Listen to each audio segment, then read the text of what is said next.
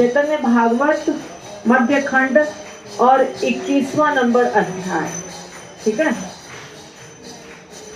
तो नित्यानंद प्रभु, हरिदास ठाकुर और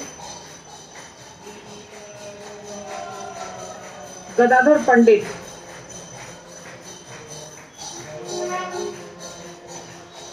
चैतन्य महाप्रभु, नित्यानंद प्रभु और गदाधर पंडित, ये तीनों विहार कर रहे हैं, अर्थात भ्रमण कर रहे हैं। तो भ्रमण करते करते कहाँ पहुंच गए? एक दिन वो पहुंच गए सार्वभौम भट्टाचार्य के पिता श्री विशारद महेश्वर के मोहल्ले में, और वो घर था किसका? देवानंद पंडित का घर था। नीलाचल वासी श्री वासुदेव सार्वभौम के पिता थे। सार्वभौम भट्टाचार्य का हमने देखा है लीला, कहाँ पे? जगन्नाथपुरी में, है ना। जब चैतन्य महाप्रभु जगन्नाथपुरी पहुंचते हैं, बेहोश होकर गिर जाते हैं, तो वहां पे सार्वभौम भट्टाचार्य के घर ही उनको लेके जा। सार्वभौम भट्टाचार्य देखते हैं, बोलते हैं नहीं बहुत सुंदर है ये, और ये इसको तुम लोग कुछ परेशान मत करो, भाव बहुत अच्छा है, ऐसा देखा था सार्वभौम भट्टाचार्य ने। तो जगन्नाथपुरी में रहते थे। तो वहीं देवानंद पंडित का घर था। वे बड़े शांत थे और मोक्ष के अभिलाषी थे, मोक्ष चाहते थे देवानंद पंडित। वे ज्ञानवान थे, तपस्वी थे और जन्म से उदासीन थे और श्रीमद् भागवतम की कथा पढ़ाते थे, तथापि स्वयं भक्तहीन थे। ये देवानंद पंडित की लीला बहुत महत्वपूर्ण है। ये इनके अंदर भक्ति भाव नहीं था, हालांकि पढ़ाते क्या थे? श्रीमद् भागवतम पढ़ा रहे थे, पर भक्ति भाव नहीं था, मोक्ष चाहते थे, मोक्ष। तो लोग उनको भागवत का महान अध्यापक समझते थे, क्योंकि भागवतम पढ़ाते थे, तो सब लोग उनको बहुत भाव देते थे, इज्जत करते थे। परंतु एक दोष था क्या? कि भक्ति नहीं थी, और भक्तिहीनता के दोष के कारण भागवतम के सार को, भागवतम के मर्म को नहीं समझ पाते थे। तो जानने की योग्यता तो उनमें थी, परंतु किस अपराध से वे नहीं जान पाते थे, ये तो कृष्ण ही जानते हैं। तो उधर से दैव योग से प्रभु भक्तों के साथ उसी मार्ग में वहीं चले गए जिधर देवानंद पंडित पढ़ा रहे थे। वहीं पहुंच गए। कौन? चैतन्य महाप्रभु। ये पहुंच नहीं जाते हैं, ये प्लान करके जाते हैं, पर लोगों को लगता है कि पहुंच गए। महाप्रभु जानते हैं किसका कहाँ कल्याण करना है। आपने देखा ना, महाप्रभु एक सन्यासी को के पीछे कितने दिनों तक पड़े रहे कल्याण करने के लिए। अभी देवानंद पंडित के पीछे पड़े हैं। तो देवानंद पंडित तो उधर से ही महाप्रभु जा रहे थे और उनकी व्याख्या उनके कान में सुनाई थी। वो जो श्रीमद् भागवतम की कथा कर रहे थे देवानंद पंडित, वो चैतन्य महाप्रभु को सुनाई दी। सब प्राणियों के हृदय निवासी प्रभु सब तत्व तो जानते ही हैं। वे देवानंद पंडित की व्याख्या में भक्ति योग का महत्व नहीं सुन पाए। उन्होंने देखा क्या, ये कुछ भक्ति की चर्चा नहीं कर रहा है, भागवतम पढ़ा रहा है, पर फिर भी भक्ति की चर्चा इसमें है ही नहीं। तो प्रभु क्रोधित हो गए, महाप्रभु क्रोधित हो गए।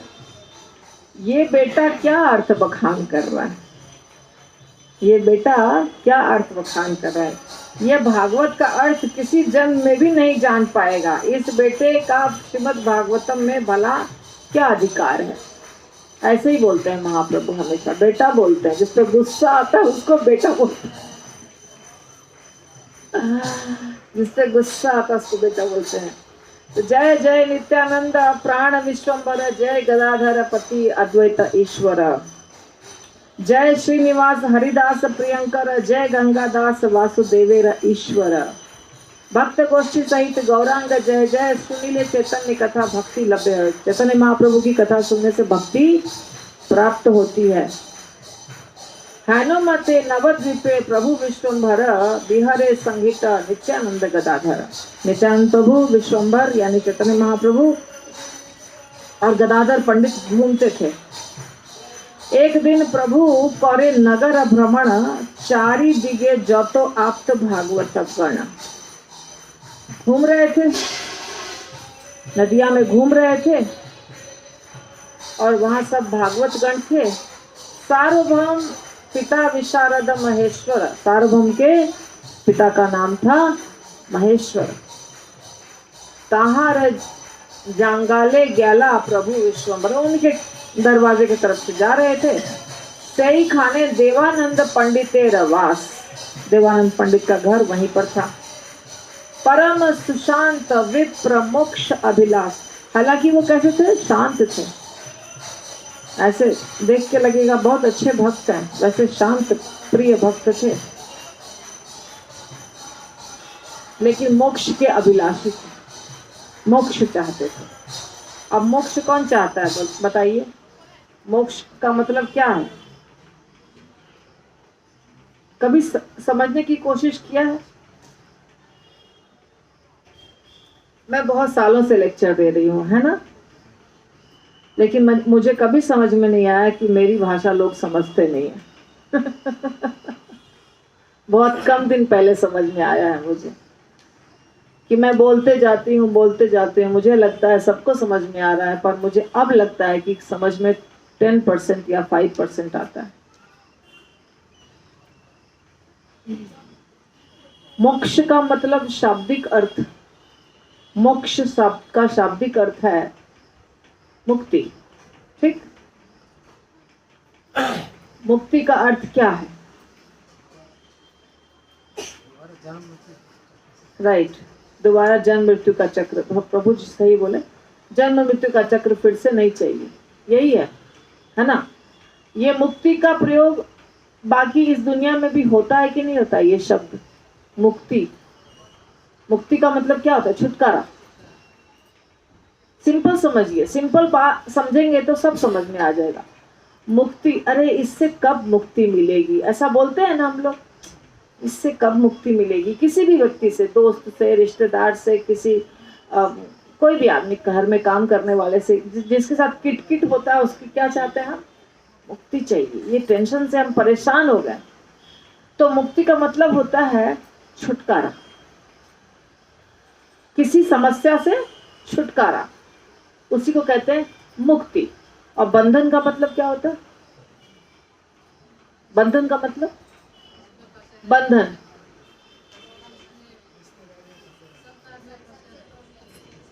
संसार का बात छोड़ दीजिए, मैं अभी शाब्दिक अर्थ पूछ रही हूँ। बंध जाना, अभी इसको ऐसे ऐसे ऐसे हमने बांध दिया, क्या हुआ? ये बंधा है ना, ऐसे ऐसे ऐसे ऐसे करताल को बांध दिया, मतलब क्या हो गया? ये बंध गया है, ठीक। छोड़ दिया, निकाल दिया, मतलब मुक्त हो गया। तो सिंपल है, बंधन और मुक्ति दो वर्ड है, बंधन और मुक्ति। इसी बंधन को बोलते हैं बद्ध, थोड़ा सा अलग है। बद्ध जीव यानी कंडीशनड सोल, और बंधन यानी बांध दिया गया। पर हम भी बंधे ही हुए हैं। किस चीज से बंधे हुए हैं? ये रस्सी है ना, ये रस्सी जिससे हमने अभी ऐसे ऐसे बांधा, ऐसे ही 3 गुण हमें बांध के रखे, सत्व, रज और तम। हम बंधे ही हुए हैं और ये मानसिक रूप से हम बंधे हुए हैं। बंधन और मोक्ष दोनों मानसिक है, सोच के अंदर है। बस सोच जैसे ही बदलेगी, हम बंधे थे ही नहीं तो फिर मुक्त होने का सवाल ही नहीं उठता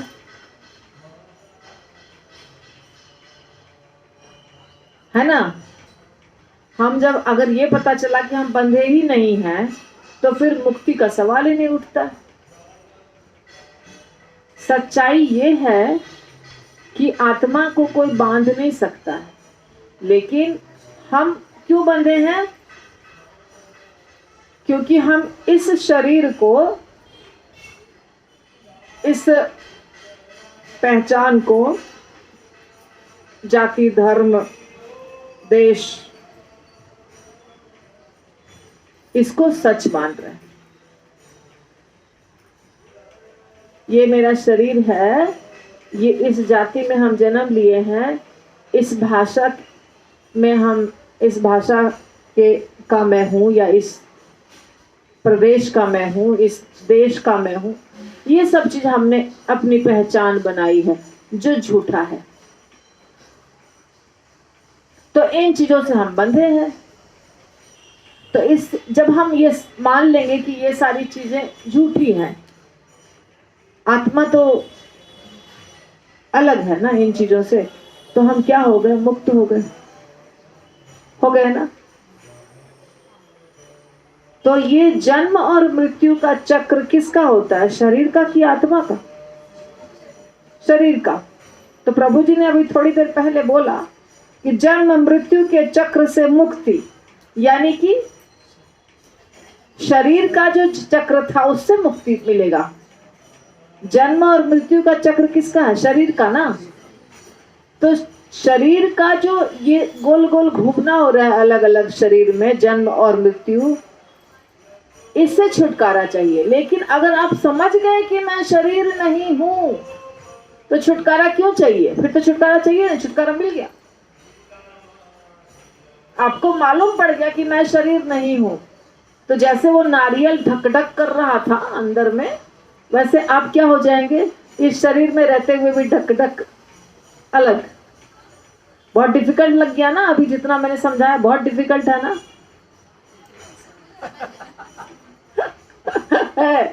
है डिफिकल्ट है।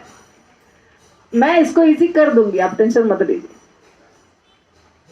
तो मुक्त हो जाना मतलब किसी परेशानी से मुक्त हो जाना, किसी बंधन से मुक्त हो जाना। ठीक, ये तो समझ में आ गया। मुक्त होने का मतलब है किसी बंधन में थे और उससे मुक्त हो जाना। पर आप बंधन में थे ही नहीं, ये सोच रहे हैं कि हम बंधे हैं। राइट, हम सोच रहे हैं कि हम ये शरीर हैं। आपकी मर्जी है, आप सोचना बंद करना, आप 1 सेकंड में सोचना बंद कर सकते हैं। उसके लिए कुछ लगता है, पैसा लगता है सोचना बंद करने के लिए? लगता है? कुछ करना पड़ेगा। मैं शरीर नहीं हूं, ये सोचना है सिर्फ। तो सोच के कारण हम बंधे थे, और सोच जैसे ही बदलेगी बंधन खत्म हो जाएगा। पहली बात। दूसरी बात, बंधन से छुटकारा का मतलब खुशी नहीं होती है, सुख नहीं होता है, परेशानी से छुटकारा मिल गया। एक परेशानी थी, उससे छुटकारा मिल गया। एक उदाहरण बताती हूँ। आप पानी में डूब रहे हैं।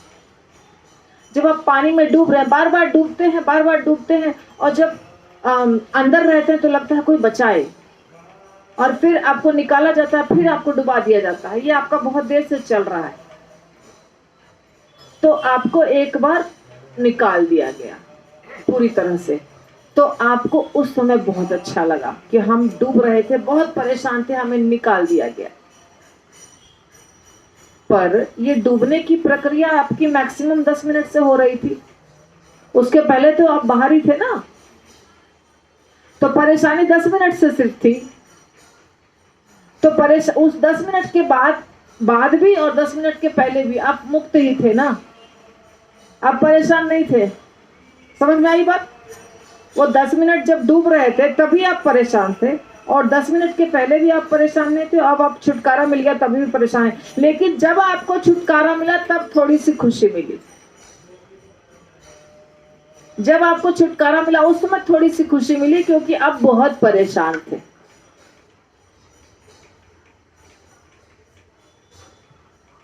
पर अभी आप नेचुरल नॉर्मल पोजीशन में हैं। अभी आप क्या हैं?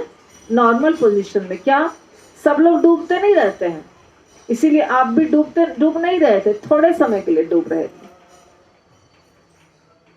अब ये स्थिति जब आप अभी हैं जो डूब नहीं रहे हैं, ये बहुत प्लेजेंट नहीं है, बहुत सुख नहीं दे रहा है, बहुत आनंद में नहीं है, बहुत ब्लिस में नहीं है। क्योंकि थोड़े समय के लिए हम डूब रहे थे तो हमें लगा कि हमें इससे मुक्ति मिली, बच गए, रिलीफ मिला। पर आनंद प्राप्त नहीं हुआ है, थोड़े समय के बाद फिर बोर होने लग जाइएगा। तो अब हम सोचेंगे कि आनंद होता क्या है,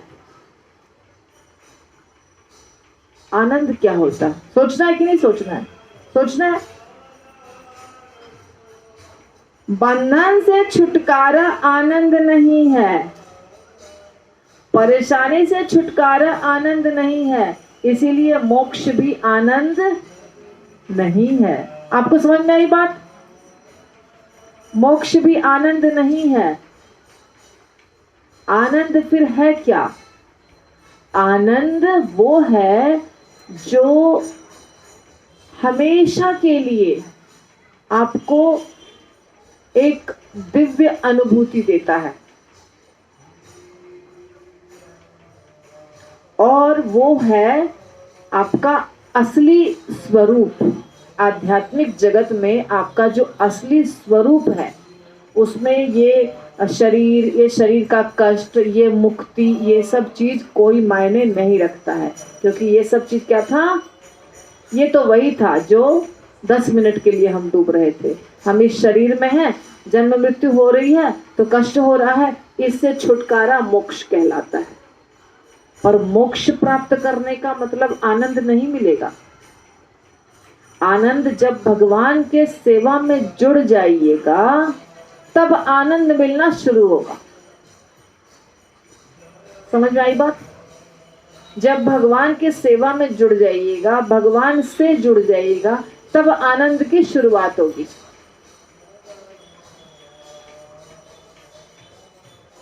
ये क्या था? एक भ्रम था, उससे छुटकारा मिला। एक कंफ्यूजन था, उससे छुटकारा मिला। दोनों दो चीज है कि नहीं है? बताइए, अभी बताइए। मोक्ष इंपॉर्टेंट है? मोक्ष क्या था? एक भ्रम, एक भ्रम जिससे निकलना है बस। और भ्रम से निकलने के बाद प्रयास शुरू करना है आनंद प्राप्त करने का। और वो प्रयास मतलब क्या है? वो प्रयास क्या चीज है? किधर प्रयास लगाना है?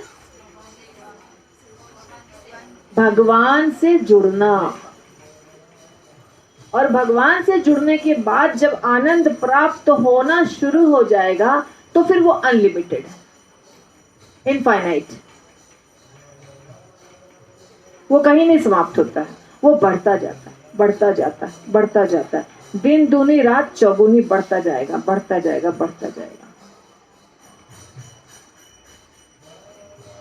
क्योंकि आप जैसे भगवान को प्रेम करते हैं, फिर भगवान आपसे प्रेम करते हैं, फिर आप और करते हैं प्रेम, फिर भगवान आपसे और करते हैं, फिर आप और करते हैं, फिर भगवान आपसे और करते हैं। तो वो जो प्रेम का आदान प्रदान होता है वो अनलिमिटेड होता है। और वो है, उसमें कोई कंडीशन नहीं रहता है कि हमको मुक्ति चाहिए, हमको आपके जैसा ऐश्वर्य चाहिए, हमको आपके धाम में रहना है, हमको आपके जैसा दिखना है। डिमांड समाप्त। आज मैं सुबह में क्लास दे रही थी तो मैंने एक बात बताया था, आपको बताती हूँ। एक मिनट भी नहीं लगेगा उसको समझने में। 3 लोगों को खुश करना है आपको। कितने को? एक भगवान, दूसरे गुरु और तीसरे वैष्णव। कितने को खुश करना है? भगवान, गुरु और वैष्णव। बस जीवन बन जाएगा। चौथे के बारे में नहीं सोचना है। पर कैसे खुश करना है ये बहुत इंपॉर्टेंट है जानना। भगवान ने हमें कुछ बोला करने के लिए अगर, तो उनके बात को टालना बहुत आसान है। क्यों? क्योंकि भगवान सामने खड़े होकर बोल नहीं रहे। भगवान ने बुक्स में, भगवत गीता में बहुत कुछ बोला हुआ है, तो उसमें से कुछ मानेंगे, कुछ नहीं मानेंगे, वो हम अपनी मर्जी से एडजस्ट कर लेते हैं, है ना। पर गुरु तो सीधे बोलते हैं, ये करो। क्या बोलते हैं गुरु? एक करो। वहां एडजस्टमेंट का कोई चांस नहीं। और गुरु, शिक्षा गुरु भी हैं, दीक्षा गुरु भी हैं, सब है। ऐसा नहीं कि गुरु मतलब सिर्फ दीक्षा गुरु, क्योंकि फिर दीक्षा गुरु के साथ वही बात है, दीक्षा गुरु आपको सीधे बोलते नहीं है। तो गुरु के प्रसन्नता के लिए अगर आप अपना जीवन लगाते हैं, वैष्णव के प्रसन्नता के लिए अगर आप अपना जीवन लगाते हैं, और भगवान के प्रसन्नता के लिए, तो कोई ताकत नहीं है जो आपको भगवत धाम जाने से रोक सके। कोई ताकत नहीं। तीन ही चीज करना ही है बस।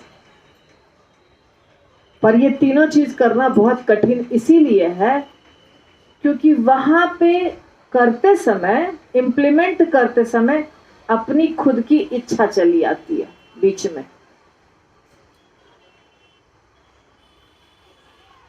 वहां पे आदमी मार खा जाता है। कैसे इच्छा चली आती है? जैसे मुझे गुरु ने कहा तुम कुकिंग करो। क्या कहा? राजभोग बनाओ। और मुझे पसंद है हार बनाना। मुझे क्या पसंद है? तो अब हम क्या करेंगे? घूम फिर करके कोई लूप होल निकाल के हार बनाएंगे, कुकिंग नहीं करेंगे। क्योंकि मेरे मन में कुकिंग करने की इच्छा नहीं है, मेरे मन में है हार बनाने की इच्छा। तो हम गुरु के बात को टालम टोल करके कुछ ना कुछ एडजस्टमेंट करके गुरु के बात को साइड में कर देंगे और वो करेंगे जो मेरी इच्छा है, और ये साबित करेंगे कि ये बहुत अच्छी सेवा है, इसकी जरूरत है, ये सेवा करने से मेरा भला होगा, ये मंदिर में जरूरत है। ऐसे करके हम क्या करते हैं? अपनी इच्छा घुसा देते हैं और अपनी इच्छा के पूर्ति के लिए हम अपना कार्य करना शुरू कर देते हैं। तो अब बताइए, आप कहिएगा कि प्रॉब्लम क्या है? सेवा ही तो है, सेवा ही तो करना है, तो सेवा तो हम कर रहे हैं, तो फिर दिक्कत क्या है कि नहीं? प्रश्न आपका है ना, सबका प्रश्न ये। हम तो ये भी सेवा ही कर रहे हैं, हमें मन है हम हार बनाए तो हम हार बनाएंगे, और गुरु ने बोला किचन की सेवा, पर किचन की सेवा से ज्यादा अच्छा ये लगता है, और ये भी सेम सेवा है जो भगवान की, वो भी सेम सेवा है। तो समस्या कहाँ है? हम क्यों नहीं आगे बढ़ेंगे? है ना प्रश्न। देखिए, हम यहाँ आए क्यों हैं? हम इस दुनिया में आए क्यों हैं? इसका मूल कारण बताइए। हम इस दुनिया में क्यों आए हैं? सब लोग सोचिए और बोलिए, क्या कारण है? अपनी इच्छाओं की पूर्ति के कारण हम इस दुनिया में आए हैं, राइट? सब लोग ये बात जानते हैं। इसका मतलब क्या हुआ? ये विद्रोह तो भगवत धाम में शुरू हो गया था। क्या? हमको वो करना है जो मेरा मन है, और इसी बीमारी को ठीक करने के लिए भगवान ने यहां भेजा है, और ये बीमारी अभी तक ठीक नहीं हो रही है। तो जब ये बीमारी ठीक नहीं होगी तो वापस कैसे जाइएगा? देखिए, भगवान को 56 भोग की जरूरत नहीं है?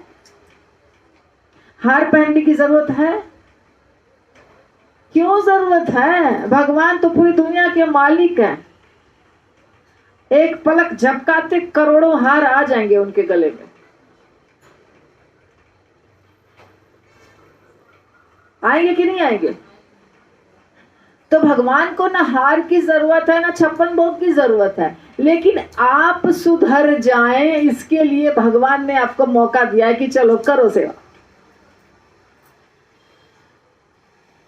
तो एक ही चीज सुधारना है जो बिगड़ा था। वो क्या था? बात नहीं मानने की आदत जो गोलोक धाम में लगी है, वो आदत को सुधारने के लिए सारा गुरु, सारा शास्त्र, सारा मंदिर यहां पड़ा है, पर वो चीज हम छोड़ ही नहीं रहे। फिर वही बीमारी लगी हुई है कि हमको बात नहीं मानना है, हमको वो करना जो मेरा मन कर रहा है।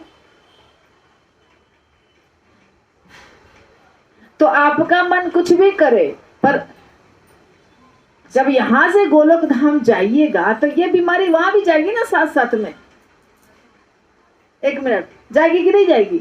आपकी वहां पे मान लीजिए आप विशाखा सखी के अंडर में है, मान लीजिए फॉर एग्जाम्पल विशाखा सखी का जो यूथ है, उसको यूथ कहते हैं, उसमें आप कहीं पर सखी या मंजरी बन के हैं, और आपको मन कर रहा है कि मैं ललिता सखी के उस सेवा में घुस जाऊं, तो आप वहां भी घुसेंगे ना, क्योंकि आपकी बीमारी है कि यहाँ की बात नहीं माननी है, हमको अपने मन का करना है। तो इसीलिए एंट्री नहीं है गोलोक धाम में।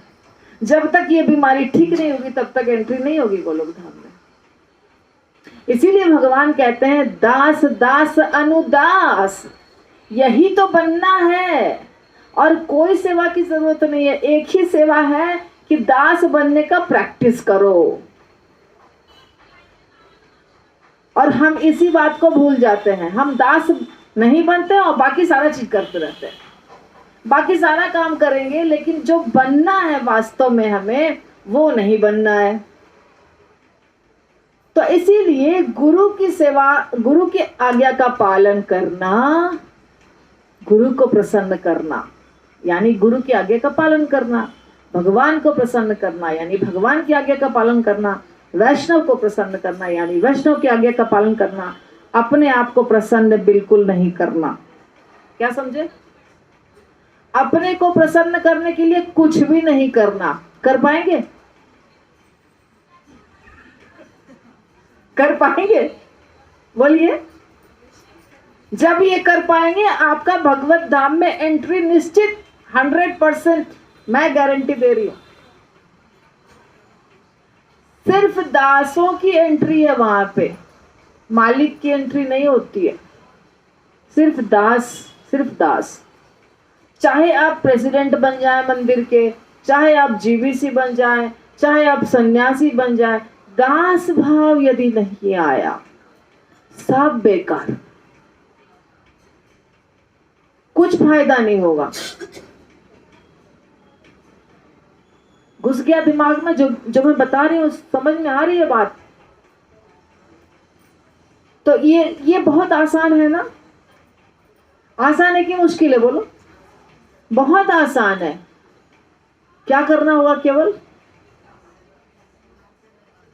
अपनी इच्छा की पूर्ति नहीं करनी है। जहां हमारी इच्छा सिर उठाए उसको मार दो वहीं पे। उठाता है ना सिर, सांप की तरह बार बार उठाता है, हमारी इच्छा सिर उठाता है।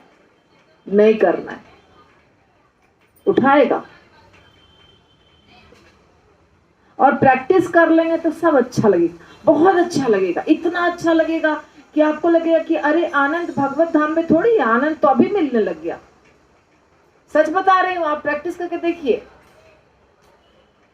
आपको मन है आम खाने का, गुरु ने कहा इमली इमली खाइए, देखिए आपको कितना अच्छा लगेगा। तर्क नहीं करना है।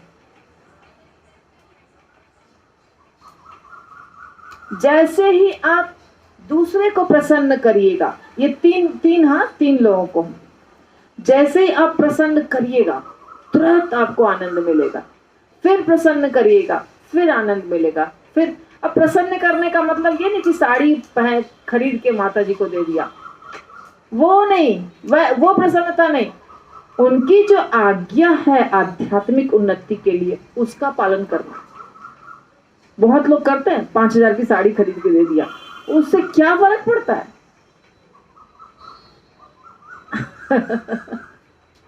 अगर माता जी ने कहा ऑल्टर की दिशा पूरब में बनाओ तो वो नहीं बनाएंगे, वो तो पश्चिम में ही बनाएंगे। लेकिन साड़ी गिफ्ट दे देंगे माता जी को, उससे कुछ फायदा नहीं होगा। आपको क्या करना है? जहां लगा कि नहीं मेरा मत अलग है, मेरा मत थोड़ा अलग हो रहा है, यहां पे समझ जाइए कि गड़बड़ी है, गड़बड़ी नहीं सुधरी है अभी तक, उसको ठीक करना पड़ेगा। बस यहीं पे ठीक करना, और कुछ नहीं करना है आपको जीवन में, और कुछ नहीं करना है, इतना ही काम करना। एक और बात, 1%, 0.001% हो या 1% हो या 2% हो, जाना है सिर्फ और सिर्फ पॉजिटिव डायरेक्शन में, नेगेटिव में मत जाइए। आप अपनी उन्नति करिए, भले आपकी उन्नति स्लो हो, पर करना क्या है? सिर्फ उन्नति, नीचे जाने वाला कोई काम नहीं करना है, तो भी आगे बढ़ जाएंगे। बात समझे? अब नीचे जाने वाला काम क्या होता है? नीचे जाने वाला काम क्या होता है और आगे बढ़ने वाला काम क्या होता है? नहीं मानना। नहीं मानने का मतलब क्या होगा? नीचे जाएंगे। और मानने का मतलब क्या होगा? आगे बढ़ेंगे। थोड़ा थोड़ा, थोड़ा थोड़ा बात मानो, थोड़ा थोड़ा करो, थोड़ा थोड़ा थोड़ा थोड़ा थोड़ा थोड़ा करते करते करते करते हम आगे बढ़ जाएंगे। देखिए, मैं बहुत बड़ी प्रीचर नहीं हूं, मैंने जीवन में बहुत बड़ा कमाल नहीं किया है, कुछ भी नहीं किया है ना, मैं बहुत पढ़ी लिखी हूं, सिंपल। लेकिन मेरा प्रिंसिपल शुरू से यही था, क्या? एक ही बात, गुरु के आज्ञा का पालन, बस। गुरु के आज्ञा का पालन, आता हो नहीं आता हो, कुछ भी करते रहो करते रहो करते रहो करते रहो, बस। अच्छा, सारी बात तो हम नहीं कर पाते, जितना गुरु आज्ञा देंगे हम सब नहीं कर। मैं तो कई बार 3 बार गुरु महाराज को अपना रेजिग्नेशन लेटर लिख के दी हूँ, व्हाट्सएप पे भी डायरेक्टली। महाराज, I don't want to do counselling, I don't want to do preaching.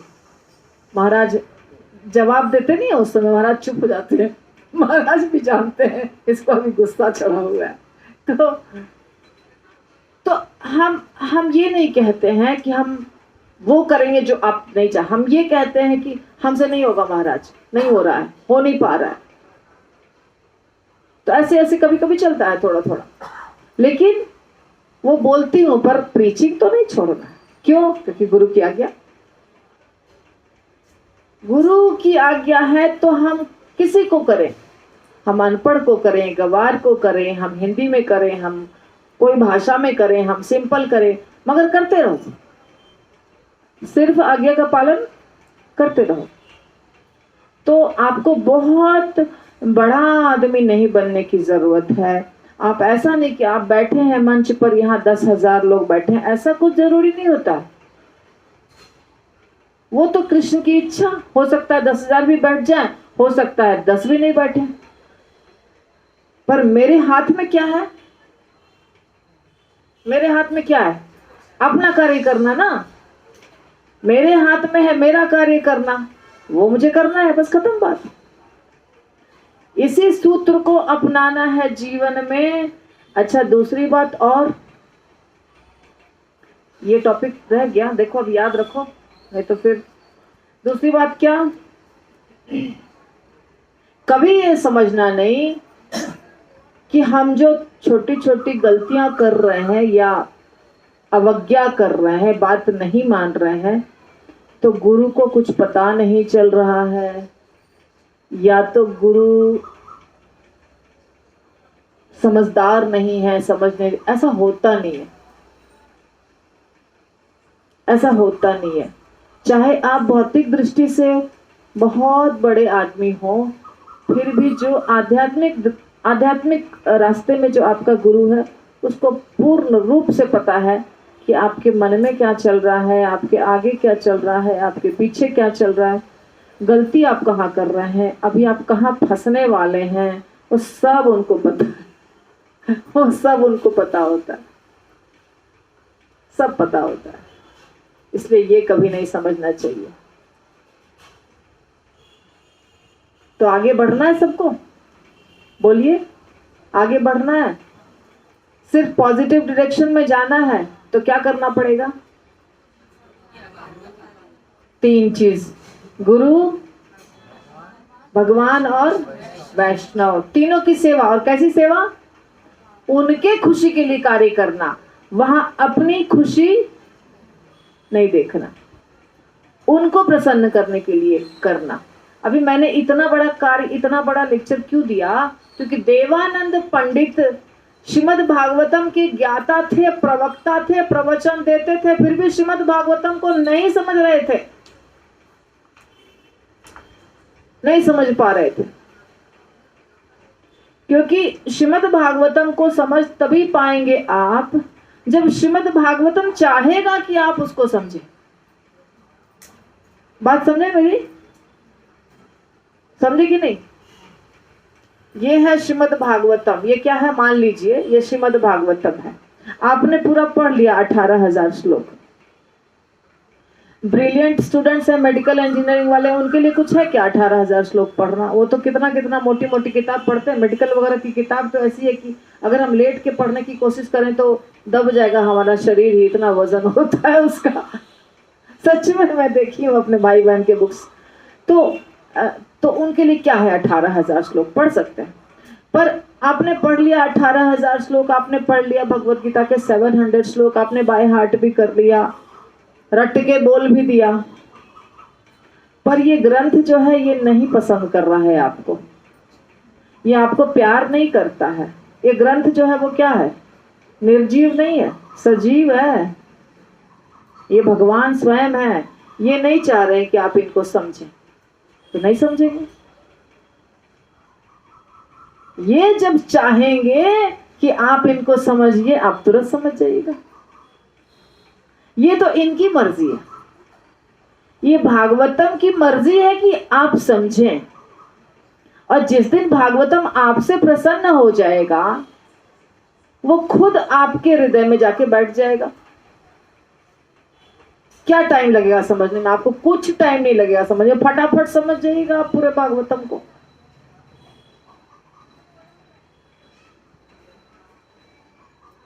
Divya ज्ञान हृदय प्रकाशित हो।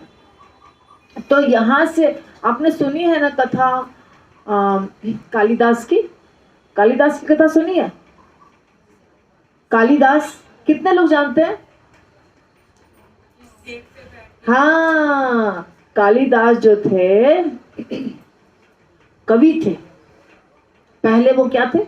एकदम अनपढ़, मूर्ख, कुछ भी नहीं आता था, मूर्ख भी थे और अनपढ़ भी थे। तो एक स्त्री थी जो बहुत बड़ी विदुषी थी। विदुषी कहते हैं विद्वान के स्त्रीलिंग को, यानी विद्वान पुरुष होते हैं और विदुषी कौन होती है? स्त्री होती है। तो एक विदुषी थी, और वो विदुषी इतनी बड़ी विदुषी थी, इतना उसको ज्ञान था कि उसको ज्ञान का अहंकार था। तो जितने भी पंडित आते थे वो उसको हरा देती थी शास्त्रों में, और उसको करना था विवाह। क्या करना था उसको? तो विवाह करने के लिए शर्त रखा था उसने कि जो ऐसा विद्वान होगा जो मुझे हरा देगा, उसी के साथ मैं विवाह करूंगी। तो जो भी पंडित आते थे उसको वही हरा देती थी। सारे पंडित को गुस्सा आता था कि ये अपने आप को पता नहीं क्या समझती है। सारे पंडितों ने मिलके एक प्लान किया।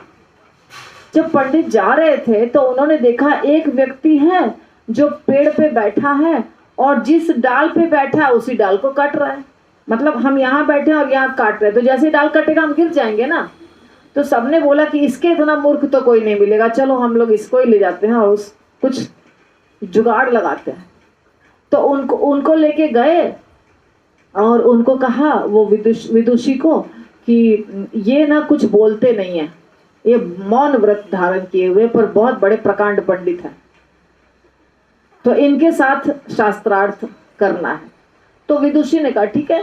शास्त्रार्थ शुरू हुआ तो इशारे इशारे में ब्रह्म एक है, तो ऐसा बोला माता जी ने। तो उन्होंने कहा, उनको लगा कि बोल रही है कि मैं तुम्हारी एक आंख फोड़ दूंगी, जैसा सुना है मैंने। तो वो बोलते हैं कि मैं तुम्हारी दोनों आंखें फोड़ दूंगा, ऐसा इशारा करते हैं। तो वो जो पंडित लोग थे वो समझाते हैं कि नहीं नहीं, ये कह रहे नहीं, भगवान जीवात्मा और परमात्मा दो है, ऐसे समझाया। शास्त्रार्थ हो गया और वो मौन ही रहे, और दूल्हा उल्हा बना के शादी हो गई। शादी हो गई तो अब समय आया कि अब सुहाग रात है।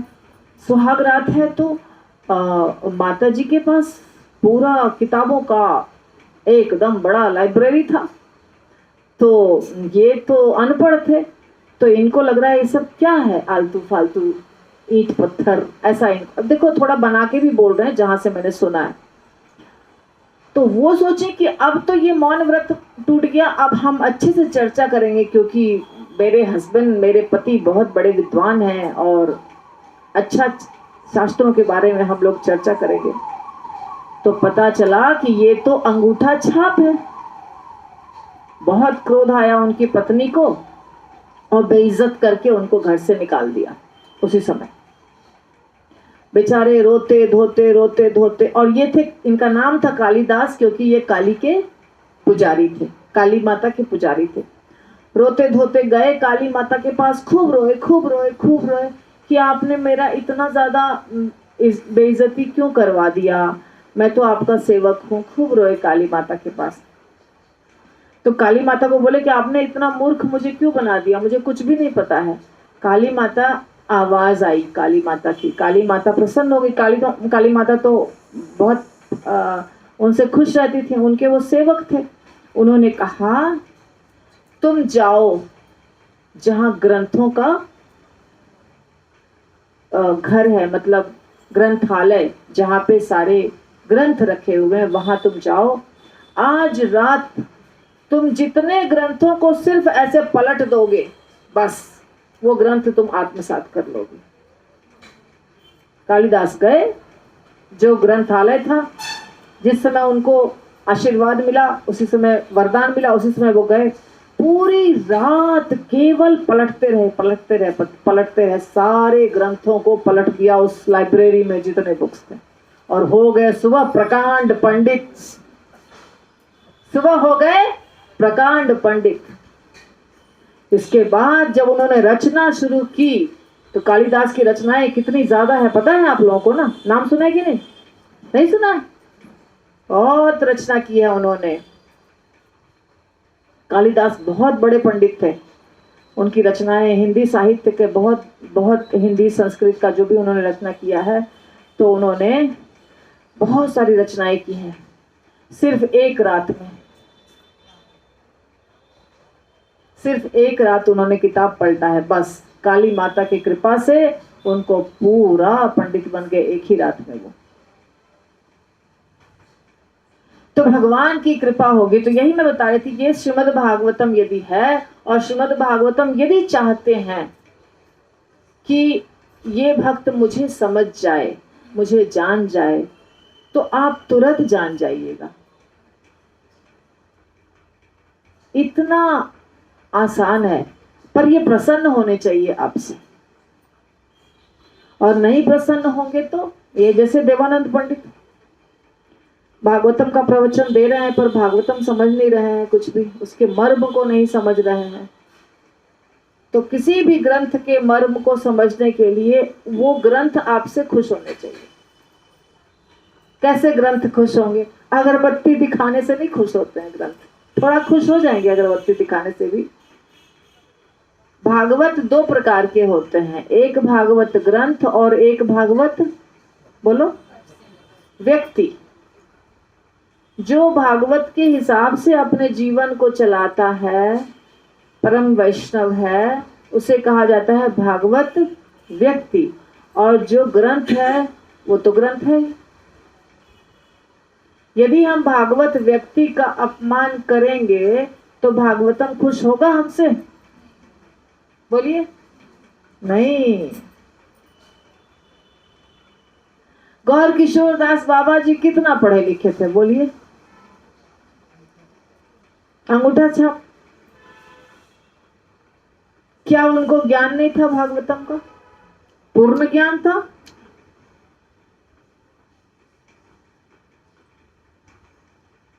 तो शास्त्रों का ज्ञान होने के लिए भौतिक पढ़ाई की आवश्यकता नहीं होती।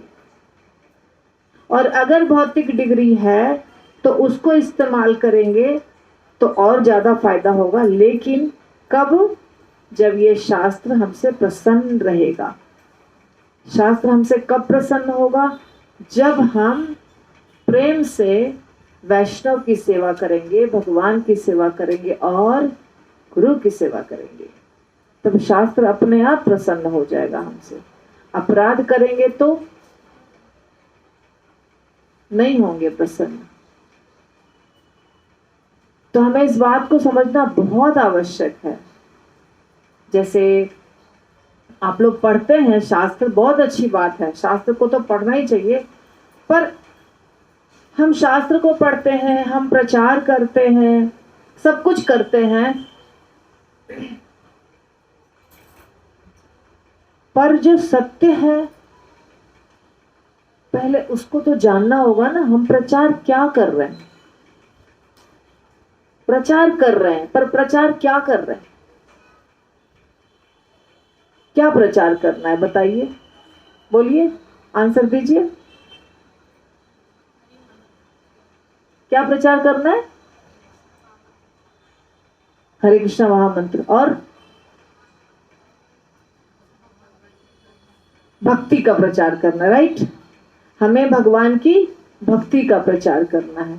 और यदि हम जो प्रचारक हैं वो भक्ति प्रदर्शित नहीं कर रहे हैं तो क्या प्रचार हो जाएगा?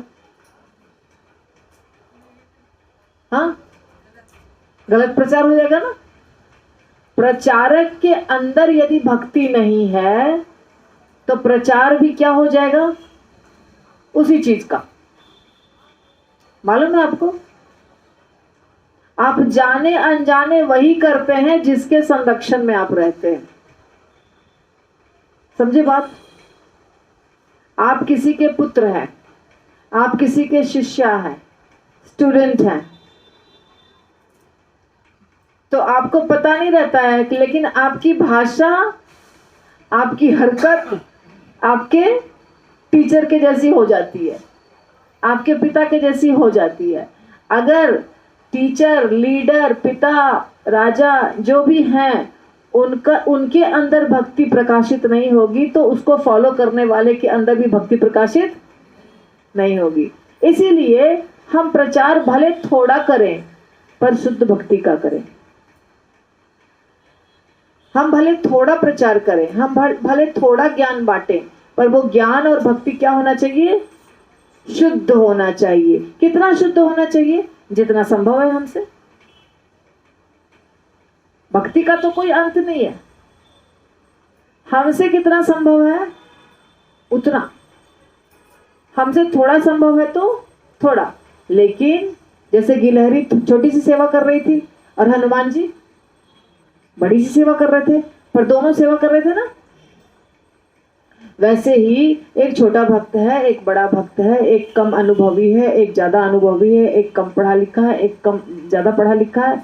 दोनों के शक्ति में अंतर है, पर दोनों सेम कार्य कर सकता है। दोनों भगवान को प्रसन्न कर सकता है, दोनों भगवान के नाम का प्रचार कर सकता है, दोनों भगवान के शास्त्रों के बारे में बोल सकता है। उसके क्रिया में, उसके इंटेंशन में कोई अंतर नहीं होना चाहिए। बात समझे? भाव में कोई अंतर नहीं होना चाहिए। मैं इसको थोड़ा सा लूंगी नहीं तो आपको मजा नहीं आएगा। तो श्रीमद् भागवतम तो ग्रंथ के रूप में श्री कृष्ण का अवतार है। देखिए मैं अभी पढ़ रही हूँ। श्रीमद् भागवतम में केवल भक्ति ही एकमात्र पुरुषार्थ है। श्रीमद् भागवतम प्रेम रूप है, ऐसा चारों वेद कहते हैं। चारों वेद दधी है, श्रीमद् भागवतम उसका नवनीत है। उसे सुखदेव गोस्वामी ने मथ करके निकाला और परीक्षित ने खाया। मेरा प्यारा सुखदेव ही भागवत को जानता है और मेरे हार्द तत्व को ही श्रीमद् भागवतम बखानता है। मुझमें, मेरे दास में और श्रीमद् भागवतम ग्रंथ में जो भेद करता है उसका सब प्रकार से नाश हो जाता है। ये सब चैतन्य महाप्रभु कह रहे हैं। देखिए मैंने बिना पढ़े आपको दिया, पर थोड़ा मैच कर रहा है ना। इस प्रकार प्रभु क्रोध में भरे हुए श्रीमद् भागवतम तत्व बखान करने लग गए, जिसे सुनकर वैष्णवगण महा आनंद में बहने लग गए। प्रभु बोले, भागवतम में भक्ति के अतिरिक्त जो और कुछ बखानता है वह अधम कुछ भी नहीं जानता। यह बेटा तो निरंतर भक्तिहीन व्याख्या करता जा रहा है। आज मैं इसकी पोथी फाड़ डालूंगा, तुम लोग सब प्रत्यक्ष देख लो। आज इसकी बुक ही फाड़ दूंगा मैं। ये क्या कर रहा है? देखिए कितना अच्छा, 4-5 लाइन में भगवान ने कितना सुंदर वर्णन किया, कितना सुंदर भागवतम का वर्णन किया। भागवतम मक्खन है। भागवतम क्या है? चारों वेद यदि दही है तो भागवतम उसका मक्खन है। दही को मथ के जो निकलता है। और क्या कहते हैं? मुझ में, मेरे दास में और भागवतम में जो भेद करता है वो उसका सब प्रकार से नाश हो जाता है। भगवान में, भगवान के ग्रंथ भागवतम में और भगवान के भक्त में जो अंतर करता है उसका क्या हो जाता है? नाश हो जाता है। और क्या कहते हैं? सुखदेव गोस्वामी ने मक्खन निकाला और परीक्षित ने मक्खन खाया। सुखदेव गोस्वामी ने मक्खन निकाला, परीक्षित ने मक्खन खाया। और मेरा हृदय, हृदय भी है, श्रीमद् भागवतम क्या भगवान का हृदय है। तो इतना सुंदर वर्णन किया। और क्रोध में बोले कि मैं फाड़ दूंगा। उसके बाद क्या किए भगवान? क्रोधावेश में प्रभु गौरचंद्र पोथी फाड़ने के लिए बढ़े। जब बढ़े तो सारे वैष्णवों ने पकड़ के रोक लिया। प्रभु बोले, भागवत परम अचिंत्य है, सब शास्त्रों का राजा है, इसको विद्या एवं तपस्या की प्रतिष्ठा से नहीं समझा जा सकता। भागवतम को ऐसे नहीं समझा जा सकता कि हम संस्कृत के पंडित हैं और संस्कृत मालूम है तो हमको भागवतम मालूम हो जाएगा। या हम कुछ लोग कहते हैं भागवतम का अगर भागवत सप्ताह कर रहे हैं या भागवतम पढ़ रहे हैं तो कुछ खाना नहीं चाहिए, पीना नहीं चाहिए, जमीन पे सोना चाहिए। ऐसे बहुत सारे नियम होते हैं, उसको तपस्या कहा जाता है। तो सिर्फ तपस्या से भी नहीं समझा जा सकता। जो यह समझता है कि मैं भागवत जानता हूँ वह भागवत के प्रमाण को नहीं जानता है। भागवतम में जिसकी अचिंत्य ईश्वर बुद्धि है वह भागवत का अर्थ है, अर्थ जो भक्ति सार है उसे जानता है। ग्रंथकार कहते हैं सब गुणों में देवानंद पंडित के समान ज्ञानदाता कोई विरला ही मिलेगा। ऐसे देवानंद जैसे भी लोगों को का जब भागवत के विषय में भ्रम है तो फिर औरों का जो भागवत जानने का गर्व है वह दंडनीय है। उनके दंड यमराज है, यमराज जी दंड देते हैं। भागवत पढ़ा करके भी किसी किसी की बुद्धि नष्ट हुई दिखती है जो वे जगन निवास श्री अवधूत चंद्र की निंदा करते हैं। तो देखिए श्रीमद् भागवतम के बारे में पूरे दुनिया में भागवत सप्ताह चलता रहता है ना। भागवत सप्ताह सब जगह चलता रहता है, यही भागवत ग्रंथ रहता है, उसी से सब लोग बोलते हैं। लेकिन मैंने नहीं सुना है, मैं किसी का नाम भी नहीं ले सकती हूँ और मुझे पता भी नहीं कौन गलत सही बोलते हैं कौन सही बोलते हैं। पर अपना स्वार्थ सिद्धि के लिए कभी भागवत का प्रयोग नहीं करना चाहिए। भागवत से कमाई होगी हमारी, हम धन कमा लेंगे। भागवत प्रवचन 7 दिन का होगा तो बहुत हजारों लोग इकट्ठे होंगे, लाखों लोग इकट्ठे होंगे, है ना। ये भाव नहीं होना चाहिए। भागवत प्रवचन का भाव होना चाहिए सिर्फ यही कि भगवान की पुस्तक है, इसमें जो लिखा है वो हमको लोगों को बताना है। बस हमारे अंदर जो क्षमता है उसके आधार पे हमको लोगों को सुनाना है। बस यही भाव होना चाहिए और कोई भाव नहीं होना चाहिए। इसके सिवाय जो भाव होता है वो गलत है। ये हो भागवत हो, भगवत गीता हो, कोई भी ग्रंथ हो, ग्रंथ धन कमाने के लिए नहीं है। अगर धन कमाना है तो उसके 50 रास्ते हैं, वो करो ना। फिर ग्रंथ को लेके क्यों करना है ये सब? ग्रंथ लेके धन नहीं कमाना चाहिए और कोई चीज तो नहीं ही करना चाहिए। तो यहाँ रोकेंगे क्या? आज कोई प्रश्न है किसी का? बोलिए।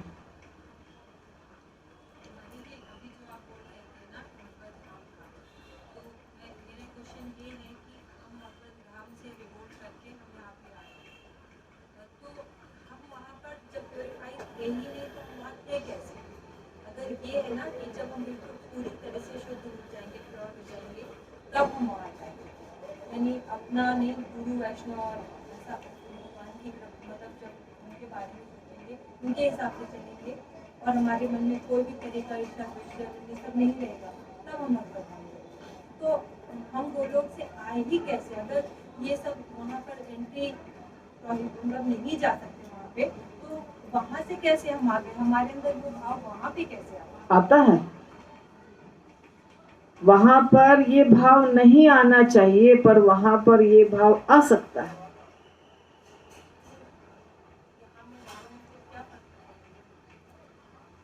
फर्क देखिए, यहाँ पे तो पूरा माया है, भगवान के माया शक्ति का गुण है, 3 गुणमयी माया शक्ति है, भरी हुई है। भगवान के धाम में माया देवी तो है यही वाली, पर माया देवी हाँ योग माया और ये एक ही है, लेकिन वहां पे उनकी सेवा अलग है और यहाँ पर इनकी सेवा अलग है। जितनी चीजें आपको यहाँ दिखाई देती हैं वो सब गोलोक धाम में या भगवत धाम में, वैकुंठ धाम में वो सारी चीजें हैं। यहाँ पे नकली और वहां पे असली, पर सब कुछ वहां भी है।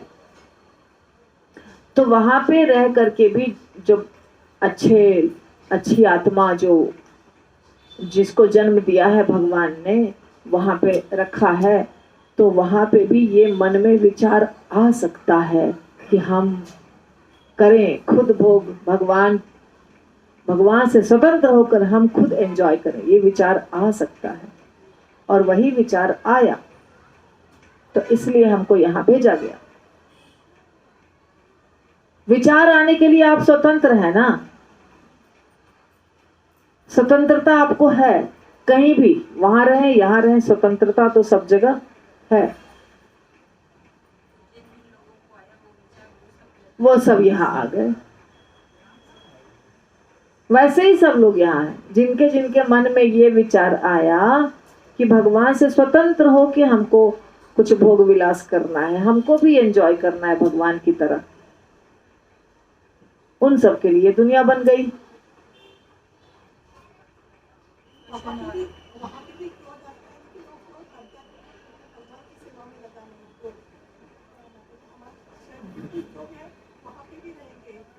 नहीं, वो वहां पे पवित्र रूप में हर चीज रहता है, लेकिन जैसे ही थोड़ा सा अपवित्रता होता है वो उसका नीचे पतन हो जाता है तुरंत। थोड़ा सा जैसे स्टार्ट होगा ना, जैसे ही दोष स्टार्ट होगा वो यहाँ चलाएगा।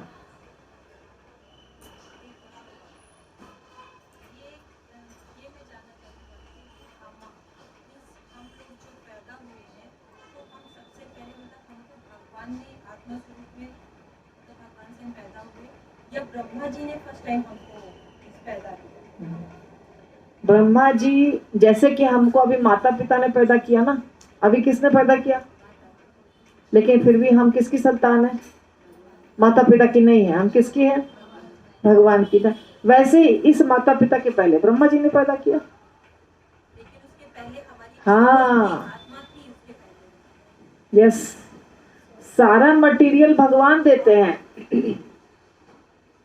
हमारे शरीर के लिए जो सामान लगेगा, हमारे आत्मा शरीर सब सप्लाई करते हैं भगवान, और ये बनाते हैं सिर्फ दुर्गा माता, शिव जी, ब्रह्मा जी, ये लोग सब सेवा करते हैं। सामग्री इनके पास से नहीं आती है, सामग्री सब भगवान के पास से आती है।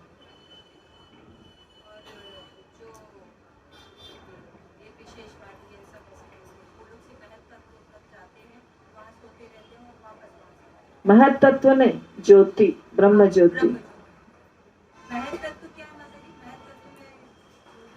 महत तत्व यही है जिससे हमारा शरीर बना है। जो जितनी भौतिक चीजें हैं वो सारी चीजें अनमैनिफेस्टेड फॉर्म में, अप्रकट, यस, रॉ मटेरियल, वो महत तत्व है।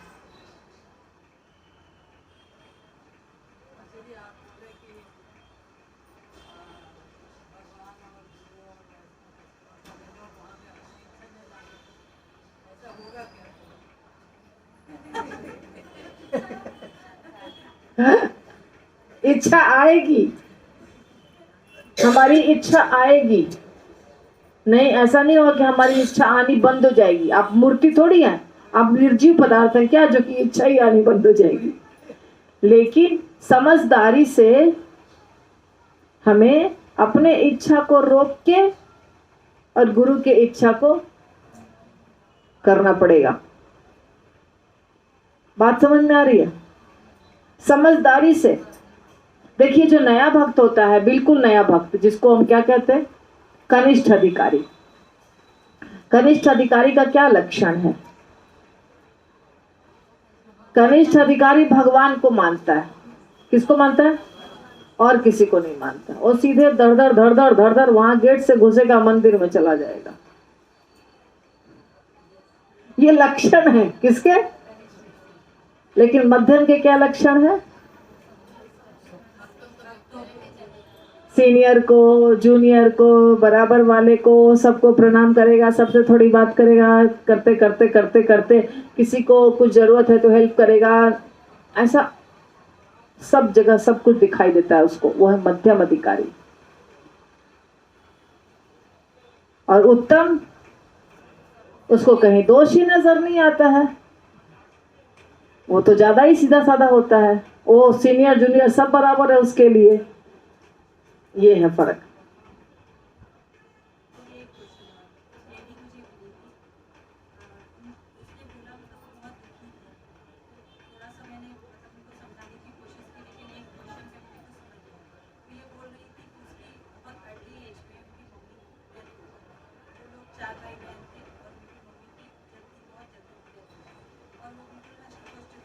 अचानक से उनको हार्ट अटैक आया, उनके बहुत सारे सपने थे। तो वो ये बोल रही थी कि भगवान हमसे क्यों अचानक ऐसे हमारे माँ बाप छीन लिए।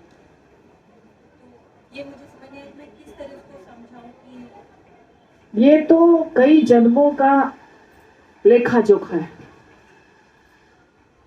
हमारे कई जन्म हुए हैं, करोड़ों करोड़ों जन्म हुए हैं। 10, 20, 100, 50 जन्म तो जो नजदीक का है वो तो है ही। तो अभी हम आपसे 10 साल से अगर बात कर रहे हैं, 15 साल से अगर आपके साथ रिश्ता है हमारा किसी भी भक्त के साथ, तो ये अचानक नहीं हुआ है। पिछले जन्म में भी हम नजदीक में थे। बात समझ रहे हैं? किसी किसी भक्त से आपको ज्यादा प्रेम होता है, वो कोई नहीं लगता है आपका, फिर भी आपको ज्यादा प्रेम होता है। और कोई घर में है, पति है, उससे बहुत गुस्सा आ रहा है, क्योंकि हो सकता है पिछली जन्म में उससे दुश्मनी थी, आज पति बन के बैठ गया है घर में सारा बदला लेने के लिए। तो जो हमारे इर्द गिर्द हमारे रिश्ते नाते में होते हैं, उनके साथ पुराना हिसाब किताब है, हमारा लेखा जोखा है। पिता, पति, बेटा, बेटी, भाई, बहन, दोस्त, रिश्ते नाते। ऐसा नहीं समझिए ये हमारा पड़ोसी है, दोस्त है, ये ऐसे ही अचानक आ गया। अचानक वाला आदमी 15-20 साल से आपके बगल में थोड़ी बैठा रहेगा। जो 15-20 साल से आपके घर के बगल में है, उसके साथ पुराना संबंध है आपका। वो कुछ हिसाब किताब था जो अभी चुका रहे हैं आप, या तो उसको चुका रहे हैं या तो वो आपको चुका रहा है।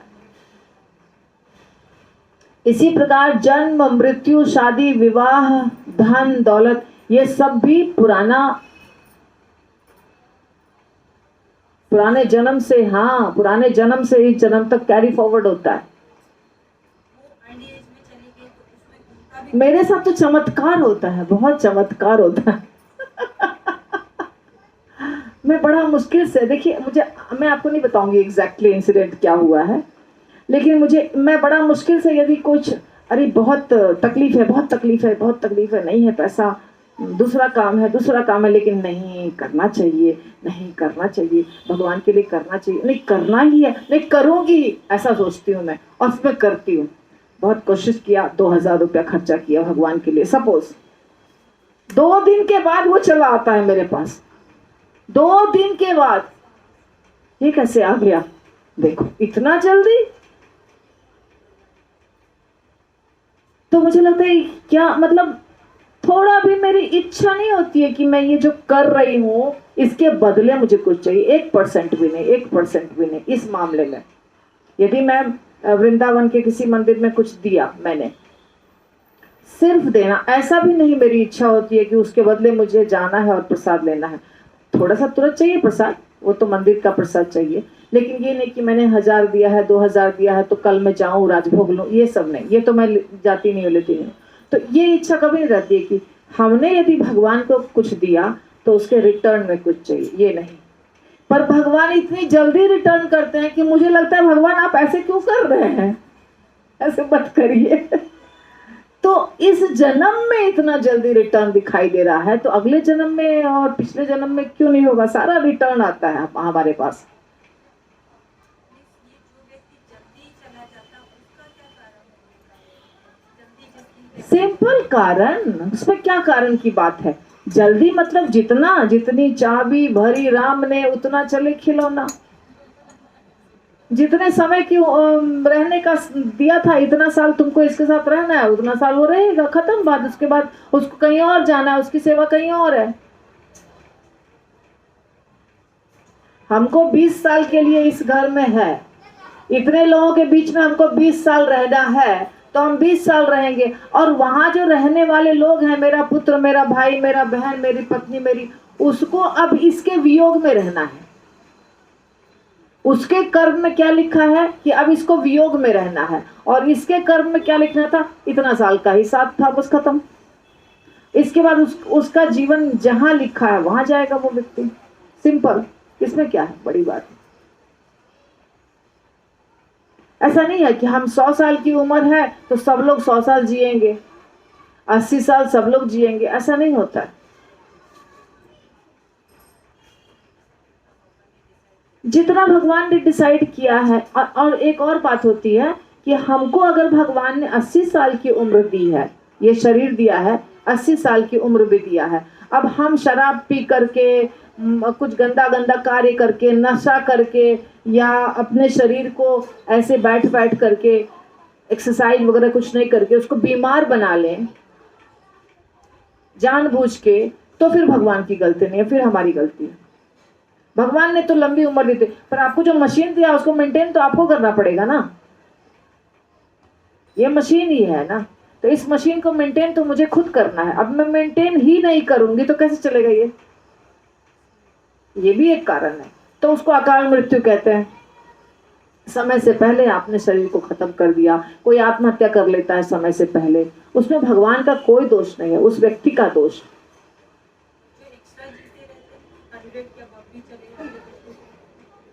हाँ, तो देखिए वो तो बहुत अलग बात है। अगर आप बहुत आध्यात्मिक जीवन जीते हैं तो आपकी उम्र बढ़ जाती है। हाँ, अगर आप हमेशा भगवत कथा में जी रहे हैं तो आपकी ये एक्स्ट्रा बेनिफिट हो जाता है। जैसे ये 10 साल आपको एक्स्ट्रा मिल गया क्योंकि आपने ये पूरा ट्रांस में अपना जीवन बिताया है, भगवान की सेवा में, भक्ति में, भगवत कथा में। तो ये सारा जो है इसका कैलकुलेशन आपके जीवन में नहीं हुआ, ये आपको एक्स्ट्रा मिला बेनिफिट। हाँ, फिर उसकी उम्र बढ़ जाती है। पाप करेंगे, पाप करेंगे, पाप करेंगे, उम्र घट जाएगी। उम्र घट जाती है, पुत्र की हानि होती है, धन की हानि होती है, ऐश्वर्य चला जाता है, सब चला जाता है अगर पाप करना शुरू कर देते हैं तो। उसी प्रकार पुण्य करते हैं तो सब कुछ बढ़ता जाता है, बढ़ता जाता है, बढ़ता जाता है। ये तो इस जन्म में भी आप देख सकते हैं, इस जन्म में ही आपको रिजल्ट मिलेगा। कलयुग चल रहा है ना, कलयुग में रिजल्ट बहुत फास्ट मिलता है।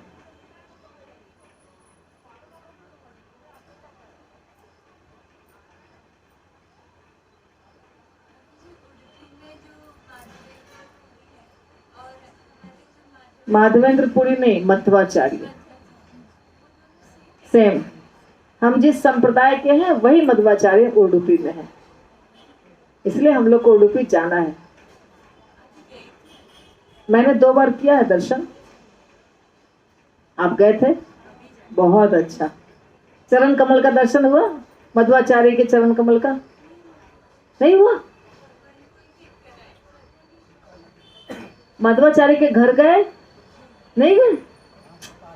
मध्वाचार्य का घर है, मध्वाचार्य जो उड़ के आए हैं वो चरण कमल शिला पे रखे हैं, वो है। समुद्र के पास वो स्थान है जहाँ पे उडुपी कृष्ण मिले थे, वो मंदिर है। ये सब ने दर्शन किया। ठीक है, तो हम यात्रा निकालेंगे। बहारी को बोला है मैंने निकालने के लिए।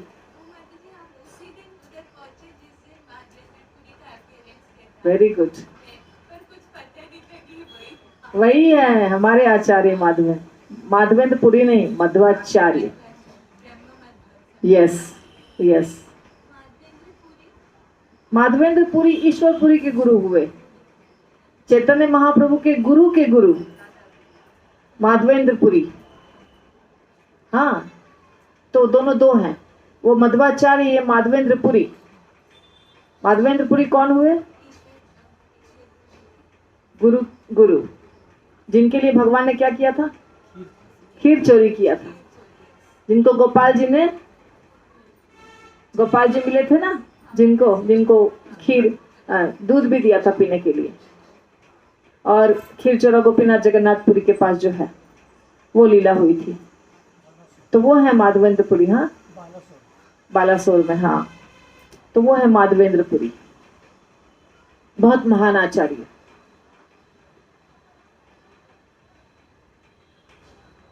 हो गया सबके प्रश्न समाप्त? हरि बोल।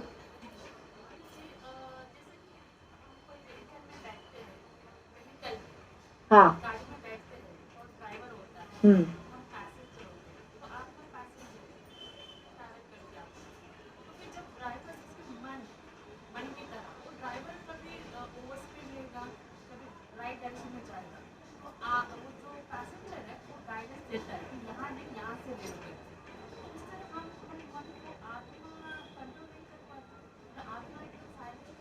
नहीं, देखिए बहुत अच्छा प्रश्न है।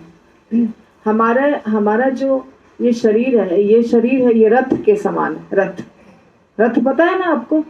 शरीर रथ है, और रथ में 5 घोड़े हैं, और वो 5 घोड़े हमारी इंद्रियां हैं, 5 इंद्रियां, आंख, कान इत्यादि।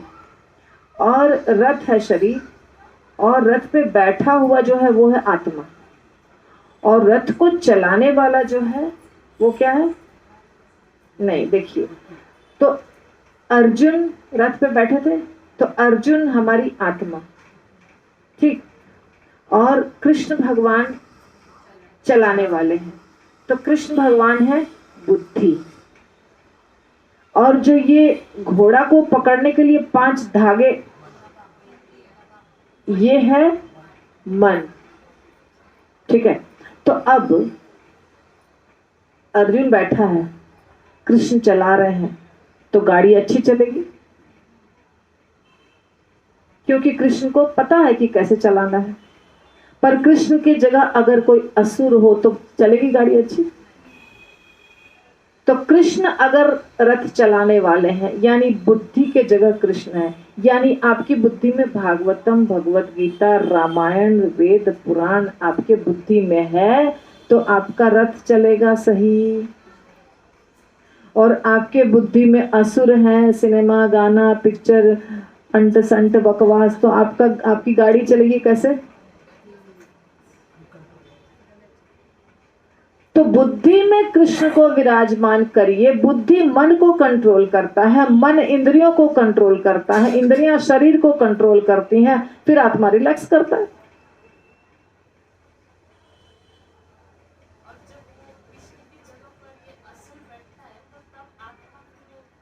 परेशानी होती है आत्मा को। हाँ, आत्मा को परेशानी होगी ना। अभी देखिए, हम क्यों यहाँ इस शरीर में बद्ध क्यों हैं? क्योंकि हम नहीं समझ रहे हैं कि हम आत्मा है, हम समझ रहे हैं कि हम शरीर हैं, ठीक है। अब हमारा शरीर भगवान का, हमारा शरीर मनुष्य का है, हम भगवान के मंदिर में बैठे हैं, हम भक्ति कर रहे हैं, तो आत्मा को भी अच्छा लग रहा है ना, रिलैक्स कर रहा है। लेकिन अगर हम कुछ बहुत गंदा शरीर में रहते, एनिमल बॉडी, भूत प्रेत पिशाच बने हुए रहते, सुअर कुत्ता बिल्ली रहते, तो ये भगवत कथा सुनते? तो आत्मा का नीचे नीचे नीचे नीचे पतन होता जाता है। आत्मा वैसे सच्चिदानंद है, लेकिन वो बद्धता बढ़ते जाती है, बद्धता बढ़ते जाती है, कंडीशनिंग उसकी बढ़ते जाती है। कंडीशनिंग ही तो है, कंडीशनिंग हटाएंगे तो सब आत्मा सच्चिदानंद है। लेकिन जो कंडीशनिंग है या बद्धता, वो इतनी मोटी होती है। आपने भगवत गीता में पढ़ा है ना, बद्धता 3 प्रकार की होती है। एक धुआं, अग्नि के ऊपर धुआं, एक शीशा के ऊपर धूल, और एक गर्भ में बच्चे के ऊपर उसकी थैली। तीनों बद्धता है, पर सबसे ज्यादा बद्धता कहाँ है? बोलिए। बच्चा जो थैली के अंदर है, वो हिलडुल नहीं सकता, वो सबसे ज्यादा बद्ध है। जैसे पेड़ पौधे हैं, वो हिलडुल नहीं सकते। उससे कम बद्ध कौन है? 3 उदाहरण दिया ना मैंने। शीशा के ऊपर धूल, वो कम बद्ध है, और अग्नि के ऊपर धुआं एकदम दूर में है, हल्का उड़ रहा है। तो इस प्रकार बद्धता हमारी ज्यादा और कम दोनों प्रकार की होती है। क्लियर हो गया?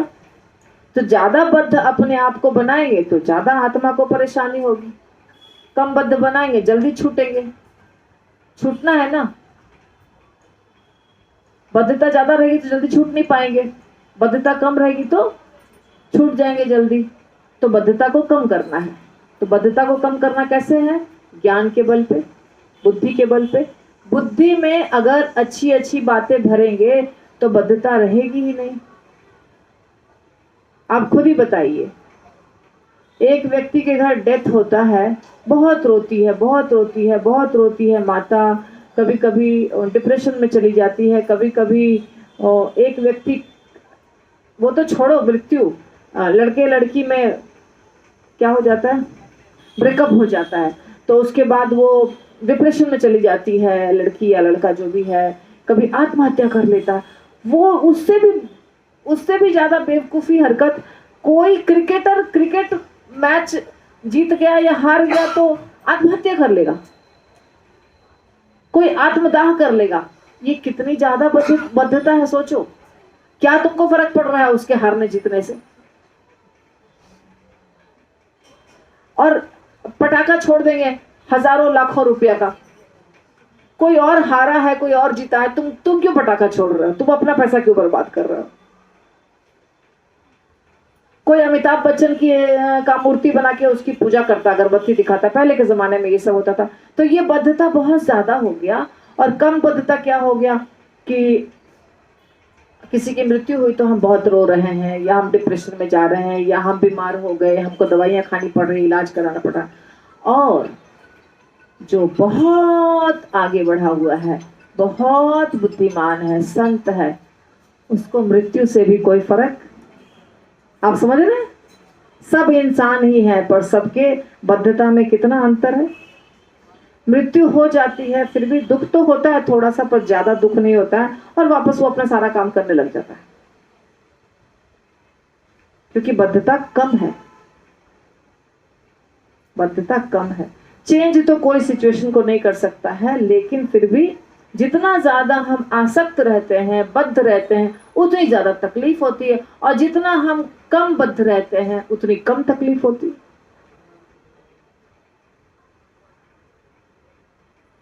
क्लियर हो गया?